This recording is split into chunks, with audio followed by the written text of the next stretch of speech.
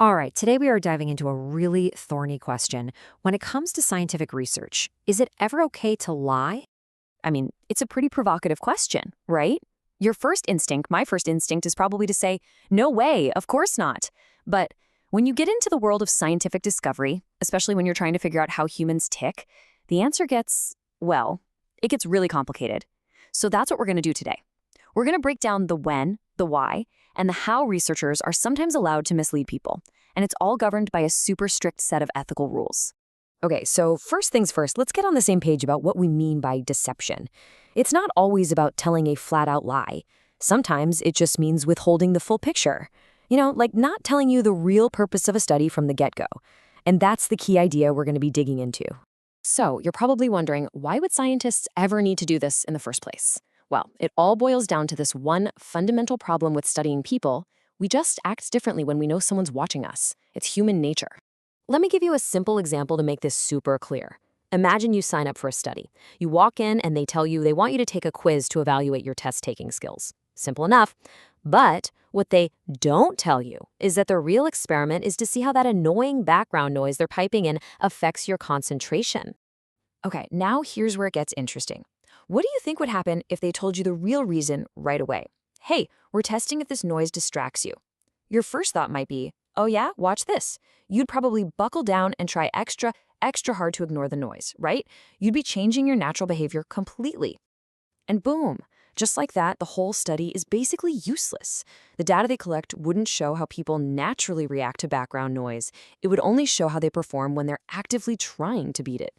The results would be totally biased, totally meaningless. And that is the dilemma. That's why deception can sometimes be a necessary tool. But, and this is a huge but, researchers can't just decide to do this stuff on a whim. Oh no. They have to get permission from what's called an Institutional Review Board, or an IRB. Think of them as the ethical gatekeepers.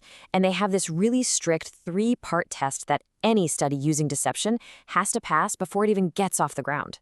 And this, right here, this is the checklist. It's non-negotiable. Every single one of these points has to be met. No exceptions. The risk has to be minimal, it can't mess with your rights, and deception has to be the only possible way to get the job done. So let's break down what these actually mean in the real world. All right, rule number one is all about safety. Minimal risk isn't just a vague idea. It has a really specific definition. It means the study can't be any more harmful or uncomfortable than the stuff you might run into in your normal, everyday life. We're talking the level of stress of, say, a pop quiz or a boring meeting. It has to stay within those normal boundaries. Next up, number 2. This one is all about protecting your fundamental rights and your well-being. The deception can't be used to twist your arm into doing something you wouldn't normally do. It can't violate your privacy in some shocking way, and it absolutely can't cause you any lasting psychological harm. Your well-being is always the top priority. And the third rule? Man, this one sets the bar really high. Researchers have to prove, beyond a shadow of a doubt, that the study just plain wouldn't work without using deception. It's not about what's easier for them. It's about absolute scientific necessity. Okay, so let's say a study passes all those tests. It gets approved, you participate, and it's over.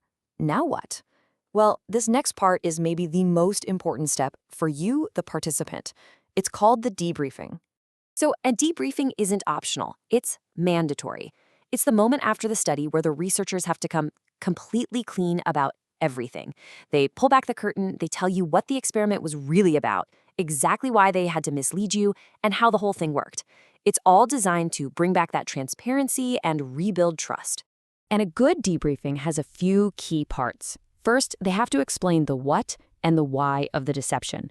If they gave you any false feedback, they have to correct it. They have to sit there and answer every single one of your questions. And then comes the big one. They have to give you the final choice about what happens to your data. You might even spot a little clue about this in the consent form you sign at the beginning. You'll see language that basically says, hey, we can't tell you everything right now, but we promise we'll explain it all when you're done. That's their way of giving you a heads up that a full debriefing is part of the deal. Which brings us to the final piece of the puzzle. And honestly, this is the most powerful part of the whole process for anyone who participates in research. So let's picture it. The researchers have told you everything. The real purpose, why they deceived you, the whole shebang. What do you think is your single most important right in that exact moment? It's this, the right to withdraw your data. This is your ultimate power. Once you have the full story, you have the absolute, undeniable right to say, you know what? I'm not okay with that. Get rid of my data. And that's how the power balance is restored. See, even though they had to mislead you for the study to work, in the end, the control comes right back to you. You get the final say. And if you decide you want your data removed, they have to do it. No pressure, no questions asked. Period. So let's recap the big takeaways here. Deception in research isn't some Wild West situation. It's a very carefully controlled tool that's only allowed when it passes a strict 3-part ethical test. It has to be low risk, and it has to be absolutely necessary. And most importantly, after it's all over, a full debriefing is mandatory, where you learn everything and get the final power to say, keep my data or toss it. And all of this really leaves us with a much bigger question to think about, doesn't it? This whole system, the rules, the debriefings, it's all an attempt to walk this incredibly fine line. How do we keep pushing our understanding of who we are while also making sure we protect the fundamental trust between scientists and the public? It's a tough balance, and it's something we're still figuring out every day.